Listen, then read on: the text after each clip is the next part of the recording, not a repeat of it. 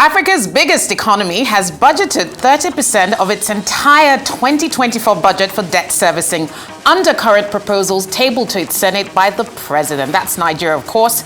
Is the budget of renewed hope going to deliver as intended? Good morning. It's another power-packed episode of Business Week where you'll get to catch up on all the big business and economic stories of the past week. Nigeria's economy takes center stage today as we dissect the president's proposed 2024 budget. I'll be chatting to Chief Economist of Coronation Merchant Bank, Chinwe Egwem.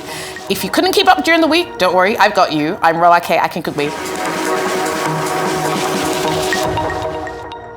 As always, we'll begin with a look at how the markets around the world performed, and we'll start with global energy commodities. Brent finished flattish on Friday, but that's basically no movement. Essentially, what has happened is OPEC has agreed 2.2 million barrel cuts in the first quarter of next year, but the market's clearly not really buying that will have an impact, so not much movement there in Brent. As you can see, 1 bips. Might as well be zero. But WTI was up again, flattish, 5 bips. Natural gas had the biggest move of all the energy commodities on Friday, 64 bips up at the close of trading, and RBOB gasoline like Brent and WTI essentially flattish for the week. We'll see whether markets actually significantly react to the OPEC planned cuts or not. But difficult times as well for Angola and Nigeria, who have to tail back their production as a result. Let's look at equity markets around the world. First to the Nigeria Stock Exchange, close of business on Friday. Again, not much of a movement there, except it was positive. All share index ending at 71,419.87 points, with a moderate amount of deal values at 10.2 billion naira and volumes at 361 million. Not a whole lot there happening on the stock exchange in Nigeria as at Friday. Market capitalization at 39.08 trillion naira. Let's look at European markets and Wall Street. Actually, all the major European indices finished the week on a high. Look at that. Euro Stock 600 at almost 100 bips up on Friday. Most of the markets were actually responding to the positive inflation figures. Eurozone inflation was up only by 2.4%. Markets expected about 2.7%. So sent positive signals across board, although Germany was also up. Unemployment figures in Germany were also up, but the markets nonetheless signaling positive sentiment amongst investors. Let's look at what's happening on Wall Street. I expect a fairly positive picture. Well, yeah, I think that's pretty accurate. 31 bips up for Dow Jones. S&P also up 17 bips. Nasdaq down by only 5 percentage points. Not a whole serious bearish move there. But again, inflation figures in the US market have been fairly positive, with the Fed saying it seems like its monetary policy tightening is yielding results finally. So a relatively good week all around for global equities. Let's take a look at my business top picks for the week.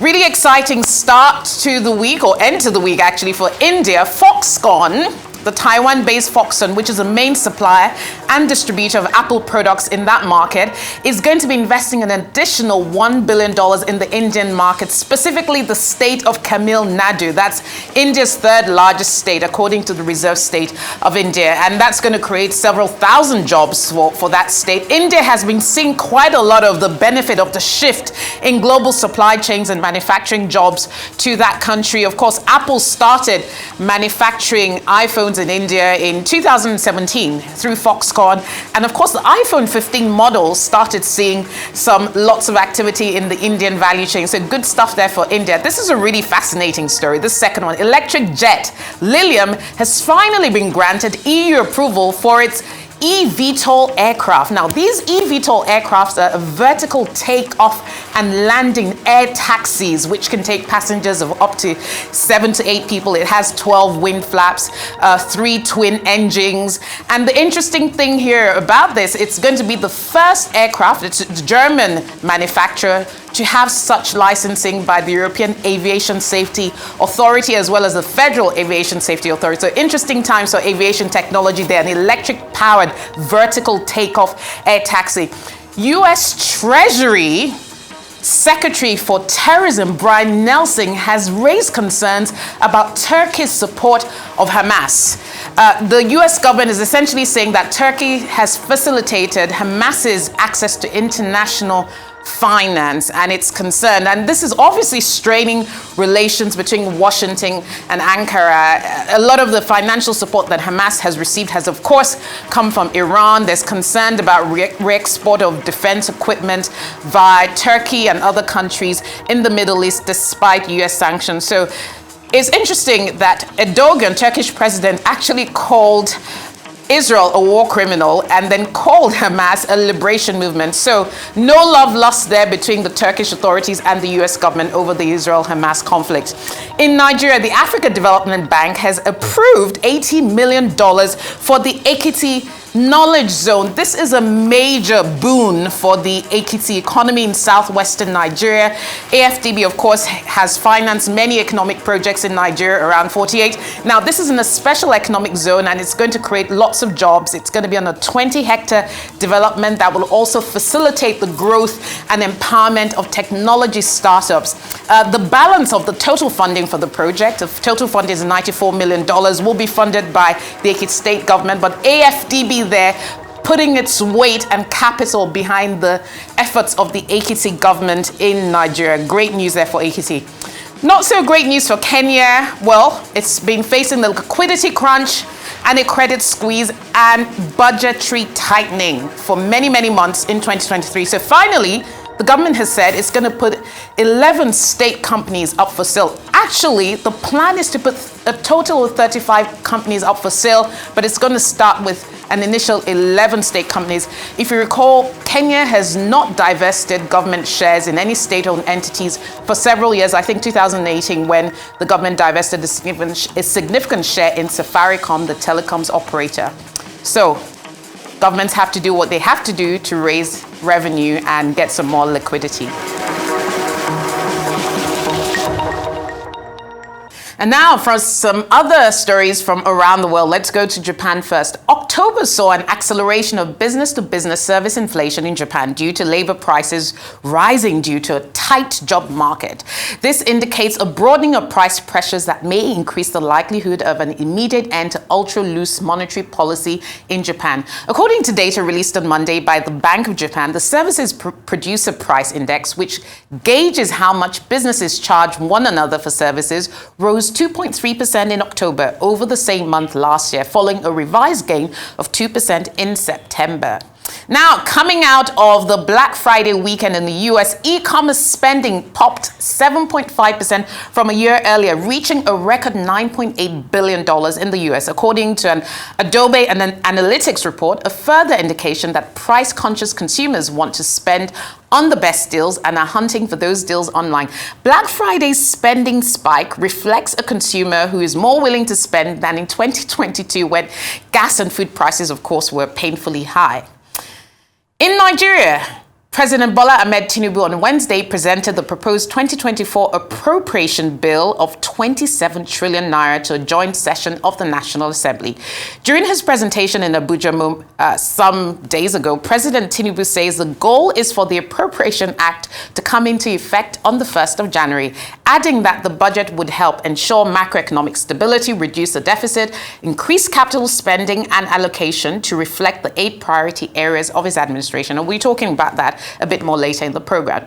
OPEC Plus oil producers on Thursday agreed to voluntary output cuts totaling 2.2 million barrels per day for early next year, led by Saudi Arabia, which is also rolling over its current voluntary cuts alongside Russia. Benchmark global oil prices settled down around 2% in part because the reductions were voluntary and because of investor expectation ahead of the meeting that additional supply cuts might be deeper. But Saudi Arabia, Russia, and other OPEC Plus members who pump more than 40% of the world's oil met online on Thursday to discuss the supply policy. This past few days, nearly 200 nations agreed on how to run a fund to help vulnerable countries deal with more extreme weather, and rich nations pledged at least $260 million to start the program. That's on the heels of COP28 taking place in Dubai. It marked a breakthrough as global climate discussions continued. Delegates at the COP28 summit adopted a framework for the World Bank-hosted fund after months of negotiations. The UAE, this year's host nation, said it would contribute $100 million alongside another $100 million from Germany. The UK committed $40 million and Japan added $10 million. Tesla has announced prices for its long-delayed Cybertruck electric pickup, starting at $60,000 for the lowest cost variant, over 50% more than what CEO Elon Musk had touted in 2019. Musk drove a Cybertruck onto a stage to cheers from the crowd and later handed keys to about a dozen customers at a delivery event in Austin, Texas. The Cybertruck has a 6-foot-long, 1.2-meter-wide truck bed, 2,500 pounds weight and payload capacity of 5,000 kg. That's hefty.